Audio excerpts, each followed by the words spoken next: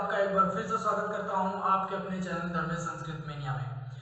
और आज की वीडियो में मैं लेकर के आया हूं वेदांत सार का दूसरा पार्ट। इसके पहले पार्ट में मैंने आपको साधन चतुष्टय के बारे में बताया था और उसके बाद जो अधिकारी वगैरह के लक्षण थे उनको भी थोड़ा सा बताया था। बट यहाँ पर इस वीडियो में जो साधन चतुष्टय थे उन्हीं को धीरे धीरे करके डिफाइन करना शुरू करूंगा। तो आइए देखते हैं कि आज के वीडियो में क्या है, क्योंकि आज का जो वीडियो है वो दयानंद का जो वेदांत सार है उसके ऊपर होने वाला है।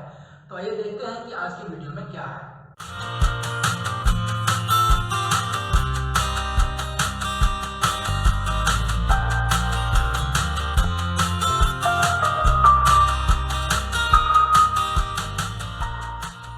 टॉपिक है वेदांत सार के ऊपर, और वेदांत सार का जो सबसे पहला टॉपिक है वो है हमारा अधिकारी। मैंने यहाँ पर लिखा हुआ है अधिकारी के ऊपर। तो अधिकारी का लक्षण अगर आप देखेंगे तो अधिकारी का लक्षण जो है वेदांत सार में दिया हुआ है कि अधिकारी कौन होता है। तो अधिकारी तो विधिवत धीत वेद वेदांगत्वेन नापातितो अधिगताखिल वेदार्थो अस्मिन् जन्मनि जन्मांतर काम्य निषिद्ध वर्जन पुरा सरम नित्य नैमित्तिक प्रायश्चित्त करके जितना भी कुछ है तो ये इसमें काम्य निषिद्ध वर्जन पुरा नित्य नैमित्तिक प्रायश्चित्त उपासना अनुष्ठानेन, ये जो भी कुछ है ये सारा इतना लंबा सा एक पैराग्राफ आता है वो अधिकारी का लक्षण बताता है। अब वो जो अधिकारी का लक्षण है उसमें वो कहता क्या है, तो अधिकारी कौन होना चाहिए, वेदों को पढ़ने का अधिकारी, जानने का अधिकारी कौन होना चाहिए, तो इनके बारे में भी मैंने पिछले वीडियो में बताया था। तो यहाँ पर भी देख लेते हैं। तो अधिकारी के लक्षण में सबसे पहले कहा अधिकारी तो विधिवत अधीत वेद वेदांगत्वेन। ठीक है, अब देखिए कि इसका मतलब क्या है कि अधिकारी तो सबसे पहले वो प्रमाता होता है। अधिकारी वह प्रमाता है जो विधि पूर्वक मतलब बहुत ही विधि विधान से गुरुओं ने जो सिखाया, जैसा सिखाया, जैसे वो बता रहे हैं उनको सीखते हुए वो विधि पूर्वक वेद और वेदांगों का अध्ययन किया हुआ होना चाहिए। यानी उसको वेदों का और वेदांगों का अच्छे तरीके से उसको ज्ञान हो। और कैसा ज्ञान हो, तो कहता है वेदार्थो अस्मिन् जन्मनि जन्मांतरे। तो वेदार्थो मतलब वेदों को ये नहीं कि केवल रट लिया, वेदों को रटने के बाद, वेदों को पढ़ने के बाद उसके अर्थ का भी अच्छे से ज्ञान हो, तो वो अधिकारी होगा। अब इसमें क्या है कि जैसे वेद और वेदांग, तो वेद सबको पता है कि इसमें ऋग्वेद, यजुर्वेद, सामवेद और अथर्ववेद होते हैं। इन वेदों को वो पढ़ा हुआ हो, उनको समझा हुआ हो और उनके अर्थों को जाना हुआ हो। इसके बाद जो वेदांग है, षड वेदांग है, जो कि शिक्षा, कल्प, व्याकरण, निरुक्त, छंद और ज्योतिष।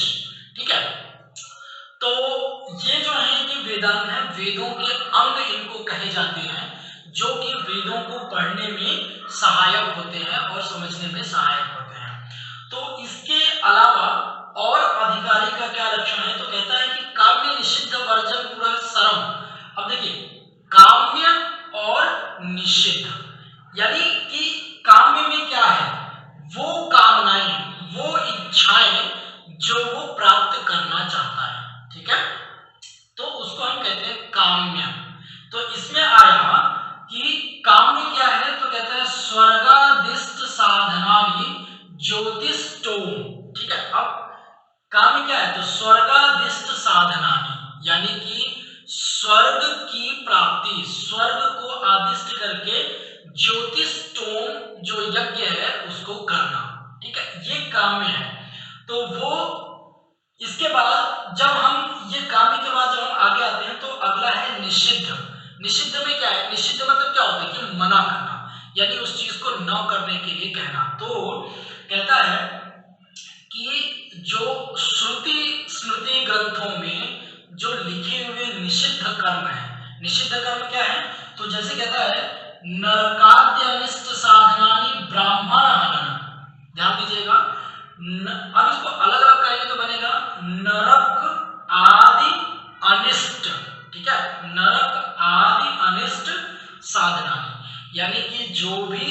ऐसे काम जो नर्क में पहुंचाए या नर्क में जाने वाले ऐसे जो अनिष्ट काम हैं, जैसे ब्राह्मण हनन, ब्रह्म हत्या, ठीक है, तो ऐसे काम श्रुति स्मृति ग्रंथों में निषिद्ध माने गए हैं। तो जो इनका निषेध करता हो या जो ये न करता हो वो अधिकारी, वो प्रमाता, ठीक है, ये आपका प्रमाता। इसके बाद जब हम आगे आते हैं तो आगे क्या कहता है कि अधिकारी का और लक्षण क्या है, तो नित्य नैमित्तिक प्रायश्चित उपासना, ठीक है, जिसने इनको भी अच्छे से ग्रहण किया हो, जिसने इनको भी अच्छे से देखा हो। तो नित्य में क्या है, तो नित्य कहलाता है संध्या वंदन आदि, यानी कि वो हमेशा हर रोज संध्या वंदन इत्यादि किया करे, पूजा पाठ किया करे सुबह और शाम, ठीक है। तो संध्या वंदन आदि इसके नित्य कर्मों में आ जाता है अधिकारी के। तो जो ऐसा करने वाला है वही अधिकारी हो सकता है। उसके बाद अगला है नैमित्तिक। तो नैमित्तिक में क्या है, तो नैमित्तिक में कहता है कि देखिए एक चीज याद रखिएगा, नित्य और नैमित्तिक में क्या अंतर होता है। नित्य वो होते हैं जो रोज होते हैं, जिनका जो मतलब वो ऐसी पूजा होती है जो रोज की जा सकती है। नैमित्तिक पूजा वो पूजा होती है जो किसी उपलक्ष्य में या किसी संदर्भ में किया जाता है। तो नैमित्तिक में क्या होता है कि पुत्र जन्मादि वंधिनी ज्योतिष्ठोदानी, ठीक है। अब यहाँ पे कहा कि पुत्र जन्म आदि, ठीक है, अगर पुत्र जन्म इत्यादि प्राप्ति के लिए या पुत्र जन्म के लिए अगर हमें कुछ करना है तो नैमित्तिक एक प्रकरण के अनुसार इसका हम प्रयोग करते हैं, ज्योतिष्टोम इत्यादि यज्ञों का आवाहन करते हैं। ज्योतिष्टोम इत्यादि यज्ञ जो कभी कभी किए जाते हैं, तो इनको हम नैमित्तिक, तो जो ये इनके बारे में जानता हो, समझता हो, जो ये करता हो वो ही अधिकारी है। अगला क्या है, तो अगला जब हम अधिकारी के ऊपर आते हैं तो उसमें आता है कि प्रायश्चित। अब ये प्रायश्चित क्या है, नाम से सब लोग काफी इसको जानते हैं कि प्रायश्चित क्या होता है। तो इसमें जो अधिकारी है, जो अधिकार रखता है, तो पापक्षय साधनानि चांद्रायणादीनि, यानी कि अब इसमें कहा कि पापक्षय साधनानि, पाप इत्यादि को दूर करने के लिए, पाप को नष्ट करने के लिए चांद्रायण इत्यादि व्रत को करने वाला, व्रतों को करने वाला, यानी कि प्रायश्चित करने वाला अधिकारी होता है। इसके बाद जब हम उपासना पर आ जाते हैं तो उपासना के अंदर क्या होता है, तो उपासना के अंदर आता है आपका सगुण ब्रह्म विषय मानस व्यापार रूपाणी सांडिल्य विद्यादि, ठीक है, यहाँ पे क्या आता है सांडिल्य विद्यादि। तो ये उपासना के अंदर, यानी कि वो व्यक्ति अधिकारी है जो उपासना करता हो, और उपासना में क्या होता है सगुण ब्रह्म विषय मानस व्यापार रूपिणी, जो ब्रह्म का विषय है वो उसके हृदय का व्यापार बन जाता है, ठीक है, मतलब उसके मन में वो जो सगुण ब्रह्म है उसके बारे में उसके चिंतन मनन वो उसके मन के अंदर आ जाता है। ये उपासना का लक्षण है, ठीक। वेदांत सार में जब हम चलेंगे तो अधिकारी का लक्षण जब बता देता है कि अधिकारी विधिवत वेद वेदांगत्वेन, जब ये बता देता है तो इसके बाद जब बताता है तो उसमें अगला जो पंक्ति आती है, अगला जो पैराग्राफ आता है, तो उन सब में यही चीजें बताई जाती है कि काम में क्या है, निषिद्ध क्या है, क्या क्या चीजें निषिद्ध हैं, नित्य क्या है, नैमित्तिक क्या है, प्रायश्चित क्या है, उपासना क्या है, ठीक है। अब इनको इतना आप लोग अच्छे से समझ गए होंगे। इसके बाद क्या है, ये पूरा का पूरा अधिकारी का लक्षण होने के बाद अब इसमें जो नित्य है, नित्य नैमित्तिक प्रायश्चित, ठीक है, ये तीन चीजें, नित्य नैमित्तिक और प्रायश्चित, ये जो तीन चीजें हैं ये क्या होती है, तो इनका मुख्य प्रयोजन मैंने यहां पे लिखा है इनका मुख्य प्रयोजन क्या है, इनको करने का जो मेन प्रयोजन है वो क्या है, तो ये मुख्य प्रयोजन है इसका बुद्धि की शुद्धि करना। ठीक है, बुद्धि को शुद्ध करना, उसकी शुद्धि करना ही इनका मुख्य प्रयोजन है। और जो इन तीनों में से नित्य नैमित्तिक प्रायश्चित, इन तीनों के बाद जो आखिरी बचा उपासना, इस उपासना का मुख्य प्रयोजन क्या है, तो इसका मुख्य प्रयोजन है एकाग्र चित्त। ठीक है, यानी अपने चित्त को, अपने मन को एकाग्र करना ही उपासना का मुख्य प्रयोजन है। चलिए, अब आपने मुख्य प्रयोजन तो जान लिया इनका क्या क्या है, लेकिन इन चारों का गौड़ प्रयोजन क्या है, सेकेंडरी क्या है। तो इसका गौड़ प्रयोजन मैंने यहाँ पर लिखा कि नित्य नैमित्तिक प्रायश्चित और उपासना, इनका गौड़ कर्म है पितृलोक की प्राप्ति और सत्यलोक की प्राप्ति। ये आपका सेकेंडरी ऑप्शन है। सबसे पहले हम ये इसलिए करते हैं कि हमारी बुद्धि की शुद्धि हो जाए, उसके बाद दूसरा है कि हमें पितृलोक की प्राप्ति हो और सत्यलोक की प्राप्ति हो। अब इसमें पितृलोक और सत्यलोक की प्राप्ति के लिए कौन कौन सी चीजें आ जाती हैं, तो जो पितृलोक है उसकी प्राप्ति कर्मों के द्वारा होती है। हम जो काम करते हैं तो हमारे कर्मों के द्वारा पितृलोक की प्राप्ति होती है। और जब हमें सत्यलोक की प्राप्ति करनी होती है तो वो हमारे विद्या के द्वारा, ठीक है, विद्या के द्वारा, जो हमारा ज्ञान है उसके द्वारा हम सत्यलोक की प्राप्ति करते हैं। अब ये जो चीजें हैं, ये सारा अधिकारी के ऊपर जितना कुछ लिखा गया, अधिकारी का जो यहाँ पर लक्षण बताया गया कि कौन अधिकारी हो सकता है, ये सब एक जन्म में करना संभव नहीं है। तो इसीलिए कहा कि अस्मिन् जन्मनि जन्मांतरे वा, ठीक है, यानी कि इस जन्म में या पिछले कई जन्मों से या आगे आने वाले कई जन्मों में वो इन सब चीजों का ग्रहण करता हो, वेदों को पढ़ता हो, समझता हो, तो इसकी वजह से इतना सब करने के बाद ही वो उस विषय का अधिकारी होता है। ठीक है, तो ये था यहाँ पर अधिकारी का लक्षण, और उनके लक्षणों के बारे में जो जो चीजें थी वो चीज यहाँ पर थी। आइए अब इसके आगे देखते हैं कि इसके आगे किस विषय में आता है।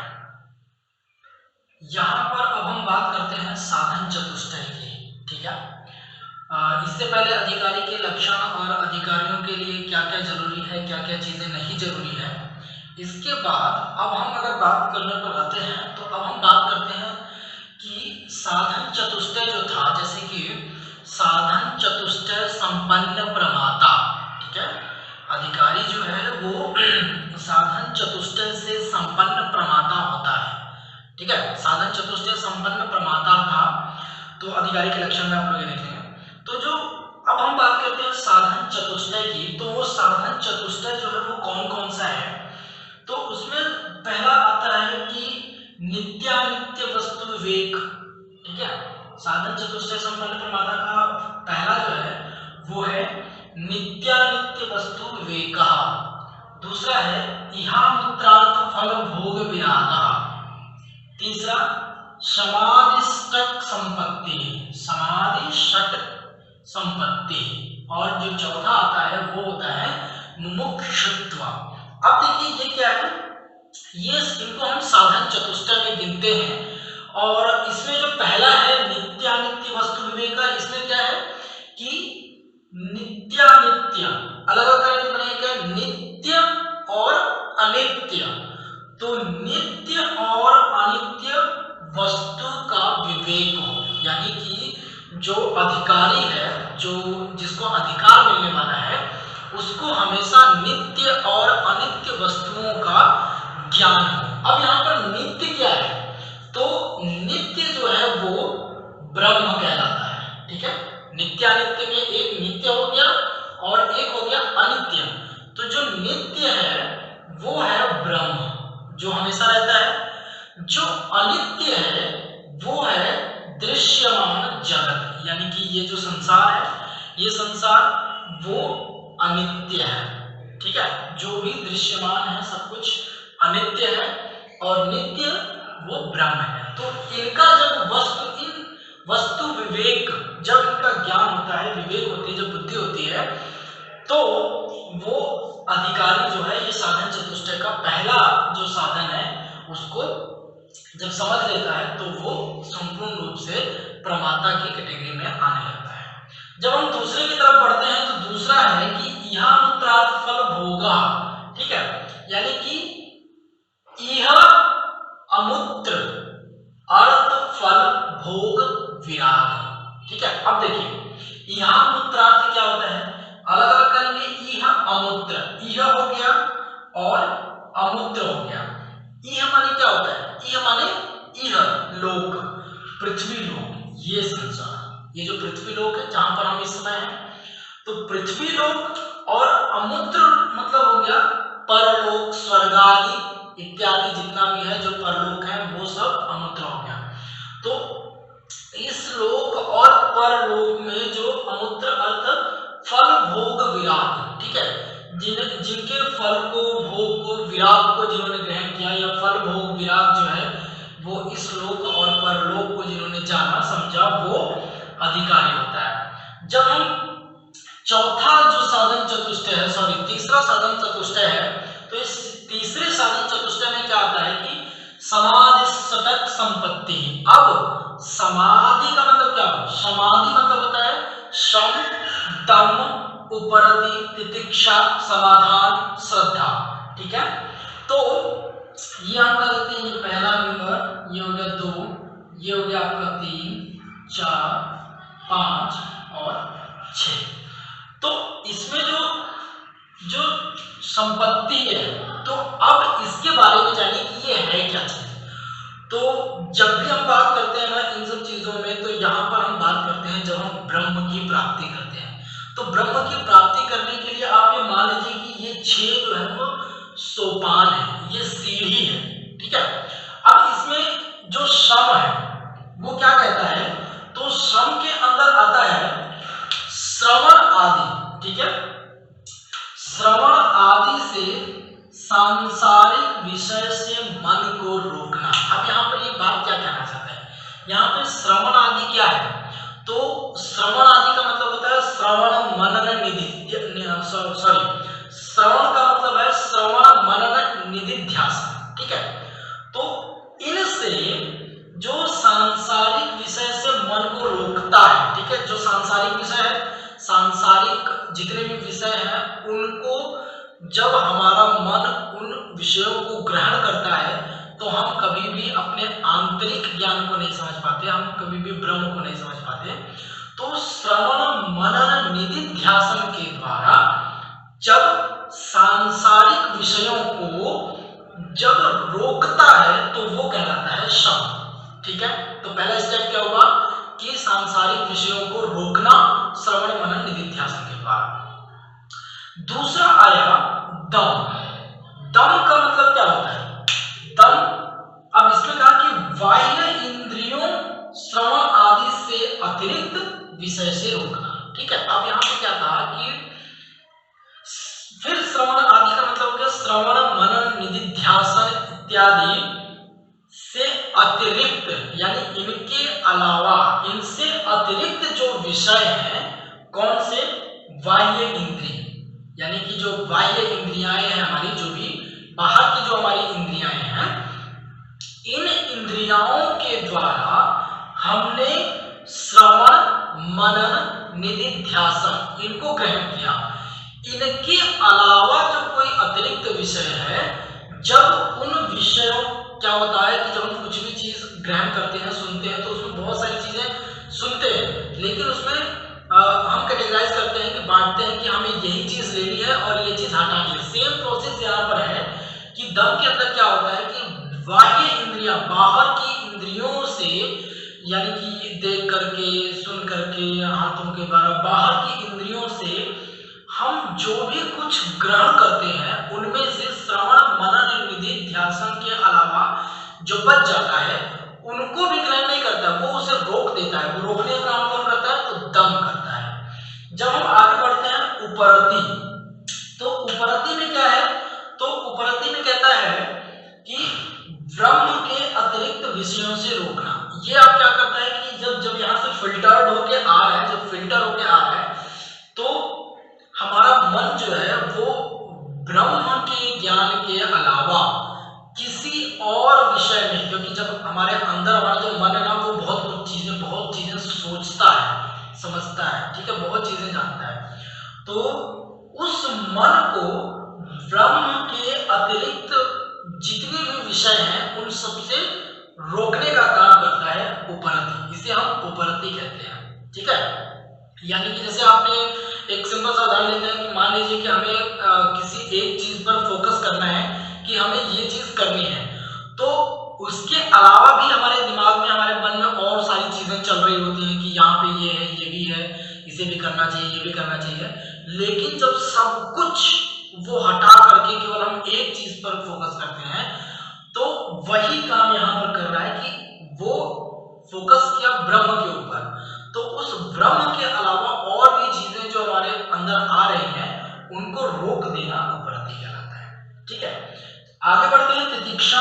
तितिक्षा में क्या आता है कि अनुभूतियों के द्वंद्व को सहन करना। अनुभूतियां कौन सी? सुख की अनुभूति, दुख की अनुभूति।